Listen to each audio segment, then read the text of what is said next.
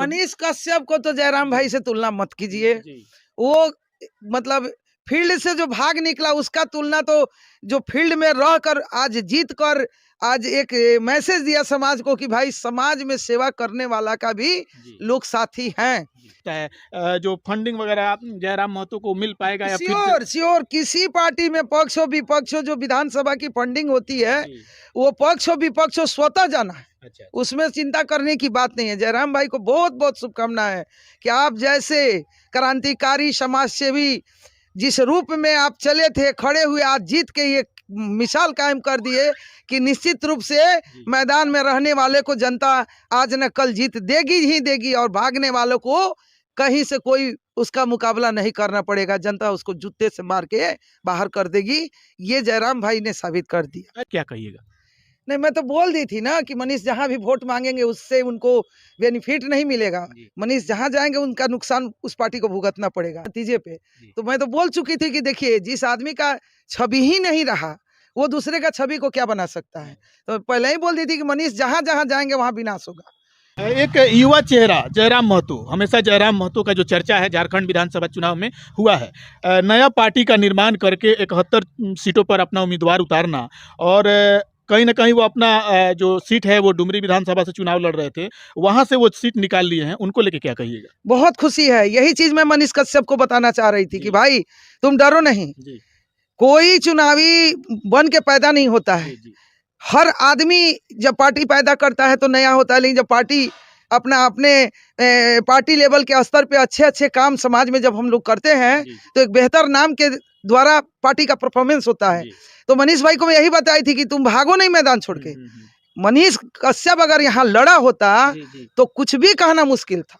अगर हारता भी मनीष भाई तो बहुत जो है कम वोट से हारता, और हार के भी हमको लग रहा था कि अगला लोकसभा बेतिया ये तय करती कि मनीष कश्यप चाहे किसी तरह आते अगली चुनाव उनकी जीत। हम लोग तो संभवतः प्रयास कर रहे थे कि ये चुनाव उनका निकले, लेकिन जिस तरह से मैदान से निकल के हिजड़ा की तरफ भाग निकला, ये चीज जो है आज देखिए झारखंड में प्रचार करने गया वहां भाजपा को मार हो गई।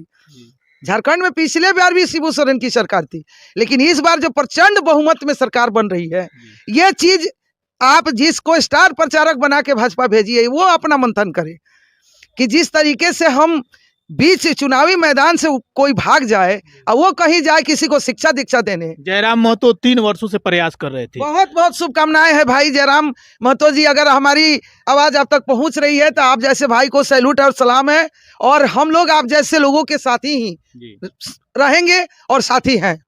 बिल्कुल। झारखंड में एक मैया योजना लाया गया जीएमएम के द्वारा, और वहाँ पे मैया योजना के अंतर्गत जो वृद्धावस्था की जो महिलाएं हैं उन लोगों को 1,000 रुपया दिया गया।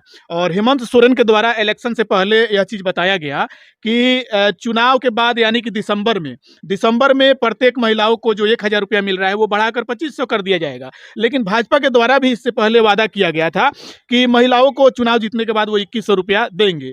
तो कहीं ना कहीं इसमें भी महिलाओं को वोट इधर से उधर हुआ है। ऐसा कुछ नहीं है, भाजपा की बड़बोली है। भाजपा बोल बोल के सरकार में है। देखिए भाजपा को जब तक जनता नहीं समझ रही है तब तक भाजपा लोगों के साथ धोखा कर रहा है। वहाँ हेमंत सोरेन का एक बेहतर सरकार है।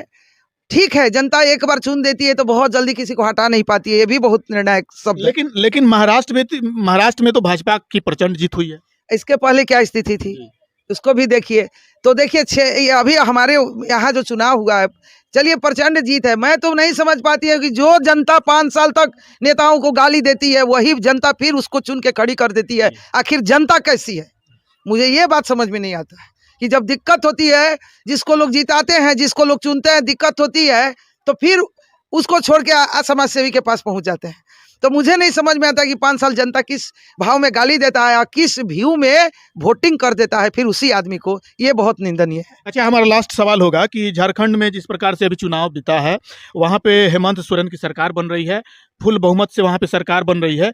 इस दरमियान जो जेएलकेएम के जो जयराम महतो है, कहीं ना कहीं क्रांतिकारी विचारधारा से, जिस प्रकार से यहाँ पे मनीष कश्यप क्रांतिकारी विचारधारा से आए थे, हालांकि बाद में जो भी हुआ वो मनीष कश्यप को तो जयराम भाई से तुलना मत कीजिए।